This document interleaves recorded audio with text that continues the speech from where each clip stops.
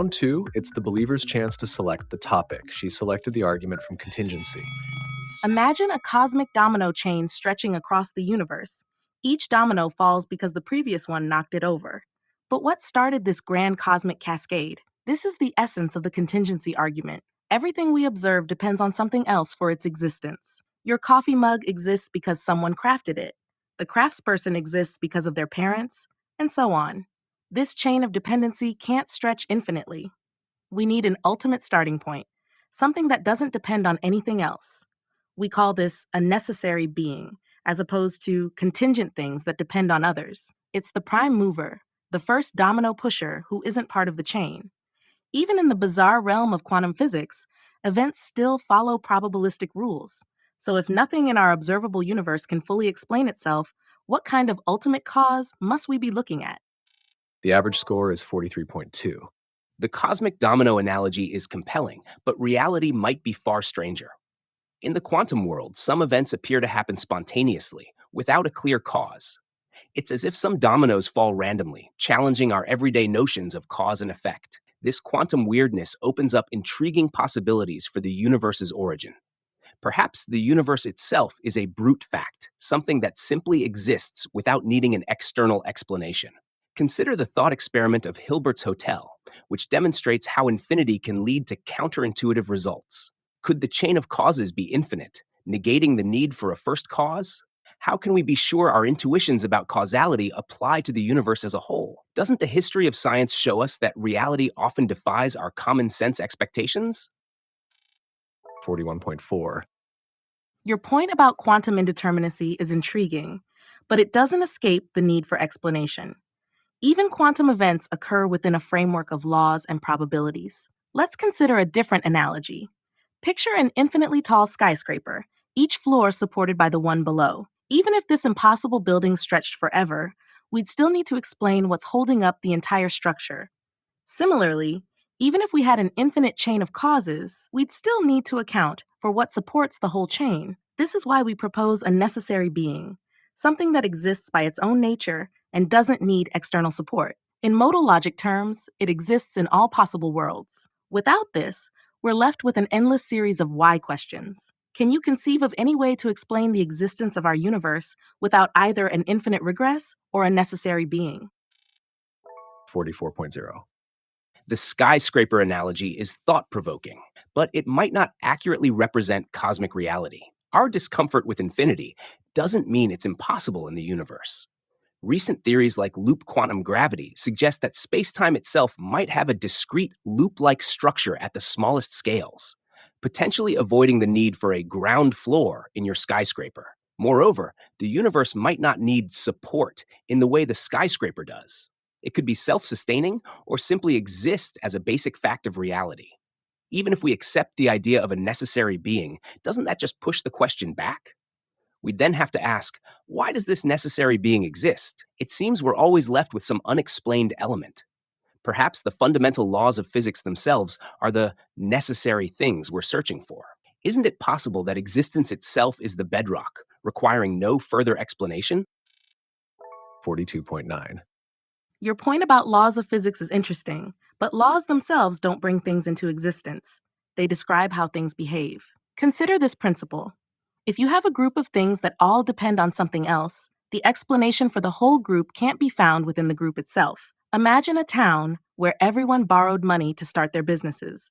The source of all that capital must come from outside the town.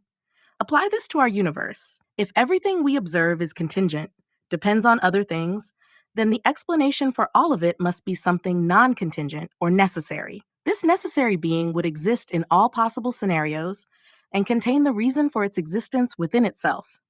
If we don't accept this, what kind of ultimate explanation could there be? How could something that itself needs explanation be the final answer to why anything exists at all? 44.1.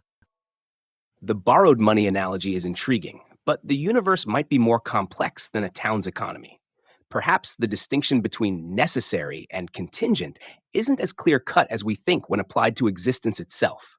Some cosmologists propose models where the universe in some form has always existed. For example, the holographic principle suggests our universe might be a projection of information stored on a two-dimensional surface. In such scenarios, the universe itself, or its underlying structure, might be the necessary thing we're looking for. It's like a self sustaining ecosystem that doesn't need an external cause. Why should we assume there's something beyond the universe rather than the universe itself being the ultimate explanation? Isn't that a simpler solution, aligning with Occam's razor? Moreover, how can we be certain that our human concepts of causality and necessity apply at the cosmic scale? 43.1. Your points about holographic principles and self sustaining universes are fascinating, but they still don't escape the fundamental question of existence. Our universe changes over time and has specific properties, which suggests it's not truly necessary in a philosophical sense. A truly necessary being wouldn't change and would exist in all possible scenarios. Consider also the principle of causal finitism. Every chain of causes must have a beginning. It's like a movie reel. Even if it's very long, it must have a first frame. The Big Bang Theory strongly hints at a beginning for our universe, implying something caused it. How can the universe explain itself if it had a beginning? Doesn't this point to a cause beyond the physical universe? Something eternal and unchanging that doesn't itself need a cause? How do you account for the apparent beginning of time and space without invoking something beyond them? 44.4. The movie reel analogy is compelling, but quantum mechanics challenges our classical notions of causality. Consider the delayed choice quantum eraser experiment, where the effect seems to precede the cause. It's like being able to change the first frame of the movie by altering the last one. The Big Bang Theory describes the universe's expansion, but it doesn't necessarily mean an absolute beginning.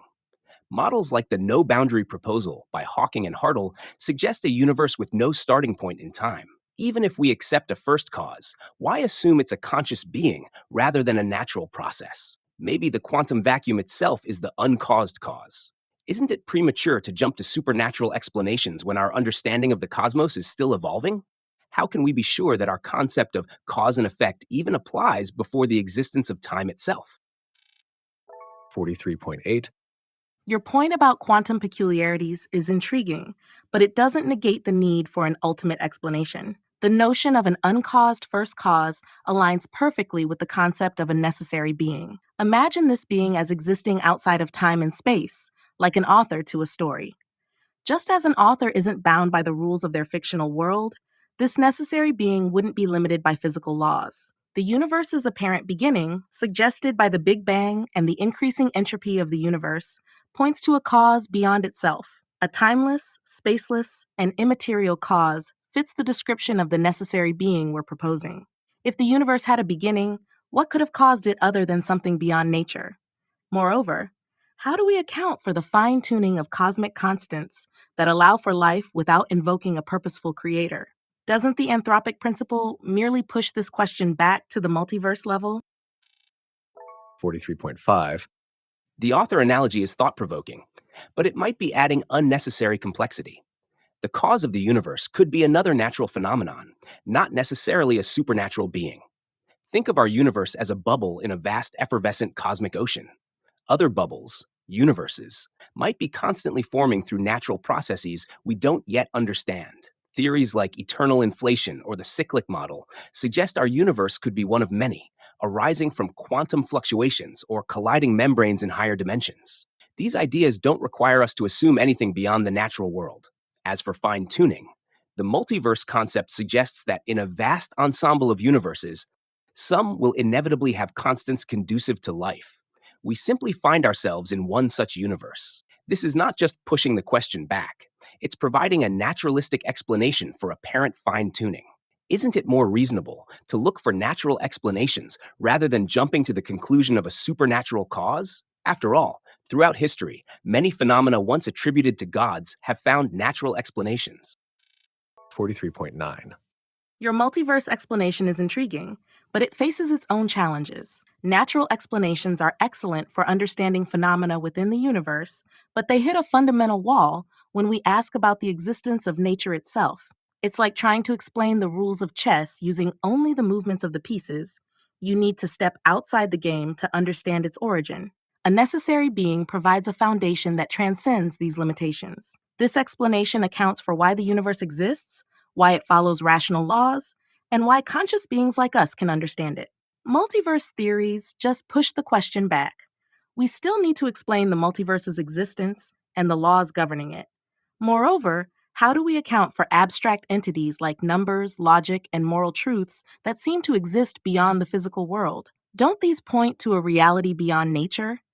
Can a purely materialistic worldview adequately explain the existence of consciousness and our ability to grasp abstract concepts?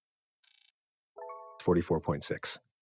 While a necessary being might seem to offer a complete explanation, it actually introduces more questions than it answers.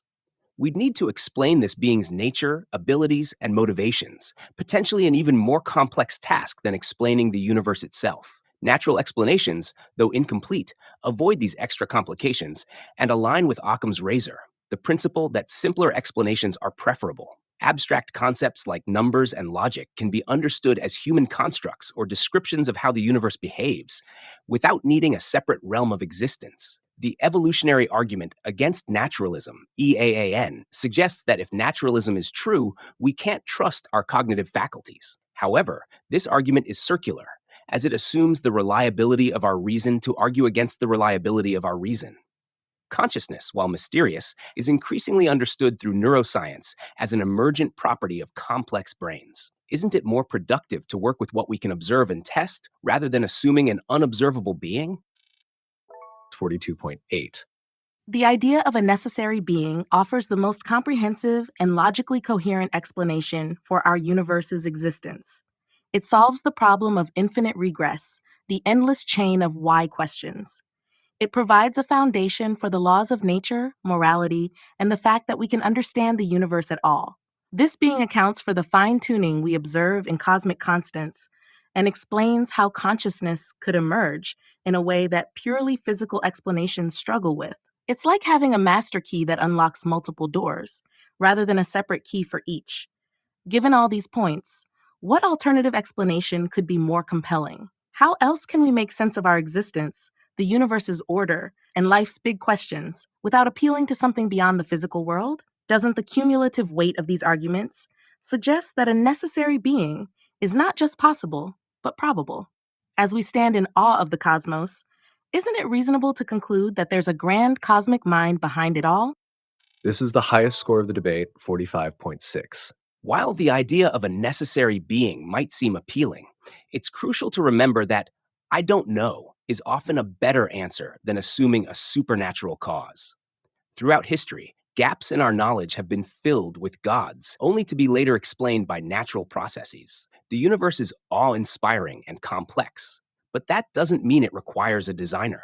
Natural explanations, though incomplete, have consistently increased our understanding. They're based on evidence we can observe and test. Multiverse theories and quantum mechanics offer intriguing possibilities for the universe's origin without invoking the supernatural. Isn't it more reasonable to continue exploring and expanding our scientific understanding rather than settling for a God of the Gaps explanation? After all, the beauty of science is its ability to admit uncertainty and keep searching for answers. By embracing this approach, we open ourselves to the wonder of discovery and the possibility of understanding the cosmos in ways we can't yet imagine. The atheist's final argument scores a 45.1, marking his highest score of the debate. However, this leaves him just over 7 points shy of the believer, who wins the debate with a total score of 606.4 to 598.8. I will hear more from them shortly, but first, let's take a final look at the scoring margins. Including both rounds, Google's Gemini remains the most generous model towards the atheist, awarding 5 points more on average. Meta's Llama 3 favors the believer by a margin of 4 points, while Claude averages a 2-point advantage for the believer. GPT-4 Omni ended up neutral, scoring a 0. Reflecting on round two, I wish I'd expanded on emergent complexity using Conway's Game of Life as an example. This cellular automaton shows how complex, seemingly designed structures can arise from simple rules without a guiding intelligence. This could have more effectively challenged the idea that complexity necessarily implies a designer. I should have delved deeper into cosmic fine tuning, particularly the cosmological constant's precision. Its calibration to 1 part in 10 to the power of 120 suggests purposeful design rather than chance.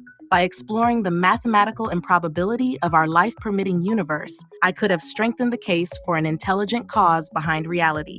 We hope you found this debate as captivating as we did. Subscribe for more engaging discussions and stay tuned for our latest content. Thanks for watching.